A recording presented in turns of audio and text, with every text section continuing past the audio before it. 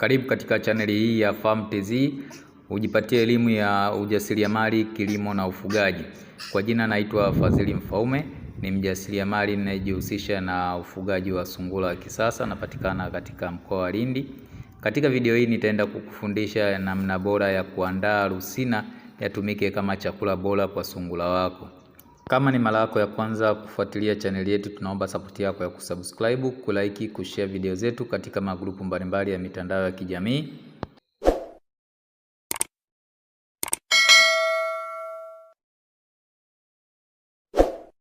Kwanza lazima ujue mti wa rusina ni mti wa design gani na una sifa gani.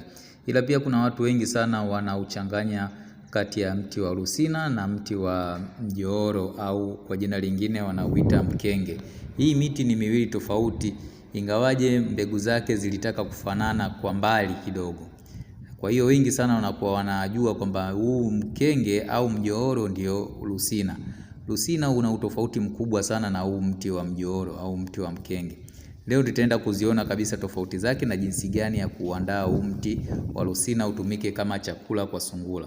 Kwanza, mti wa rusina huo na majani madogo madogo tofauti na huu mti wa mjooro au mti wa msonobari kwa jina lingine. Na pili, ukiangalia mbegu za mti wa rusina hizo ni nyepesi na laini sana, tofauti na mbegu za mti wa msonobari. Kama mnavyoziona, hizi ndo mbegu za mti wa rusina. Mti wa rusina pia ni mti ambao unakuwa mti mkubwa sana, lakini pia kuna utofauti kati ya rusina na hiyo msonobari. Msonobari huo unakuwa mkubwa zaidi kuliko rusina. Ila pia katika upande wa majani, mti huu wa rusina una majani madogo madogo sana, tofauti na majani ambayo yanapatikana katika mti wa msonobari. Mti wa msonobari huo unakuwa mkubwa na majani yake pia yanakuwa makubwa na mapana.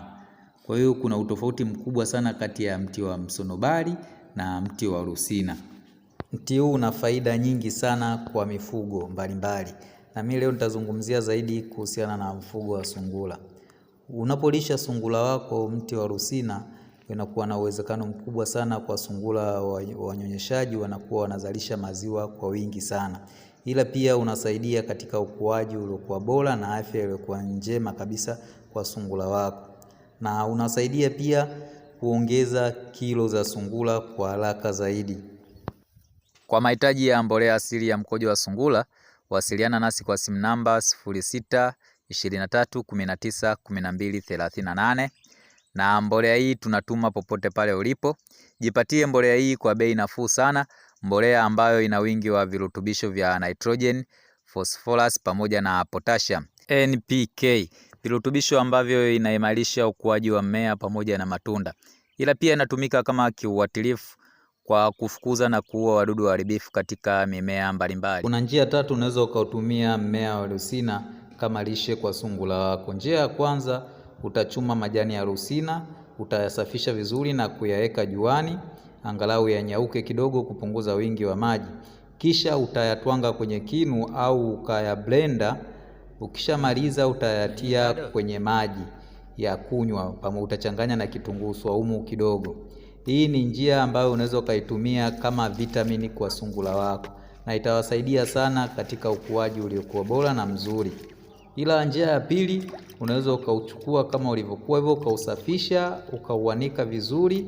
Baada ya kuanika, ukishanyauka utautwanga kama hivyo kwenye kinu chako, kisha utachanganya na chakula chako ambacho umeshakiandaa kilichokuwa pembeni kwa ajili ya kwenda kuwapatia hao sungura wako.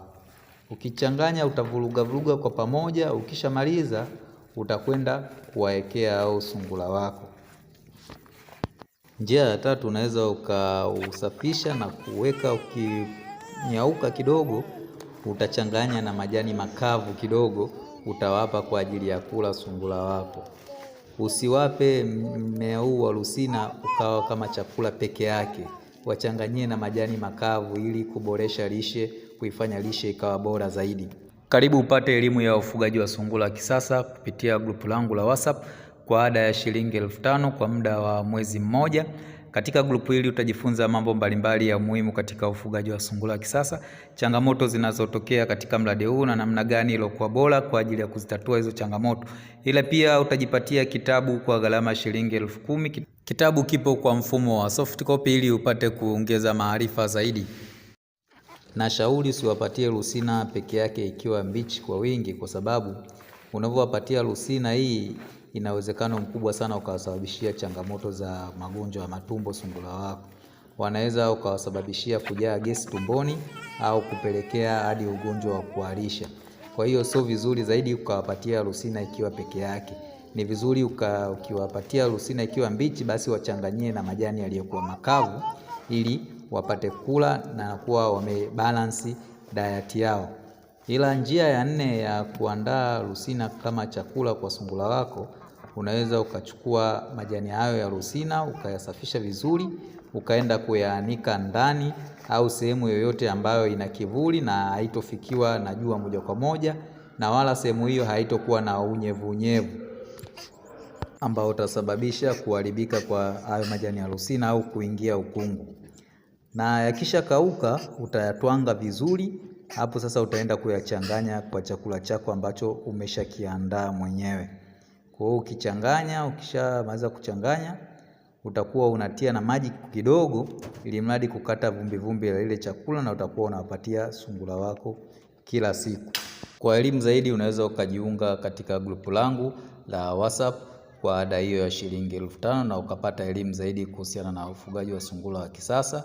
Ila pia kama una changamoto ya aina yoyote kwa sasa hivi ambayo inakusumbua katika mradi wako wa ufugaji wa sungura, unaweza ukaandika katika comment yako hapo chini na mimi nikapata kukusaidia kuitatua hiyo changamoto yako. Na kama ndio unahitaji kuanza mradi wako wa ufugaji wa sungura wa kisasa, kuna video ambayo itakupa mwongozo mzima wa uandaaji wa bajeti ili uje kupata matokeo yaliyokuwa bora katika mradi wako.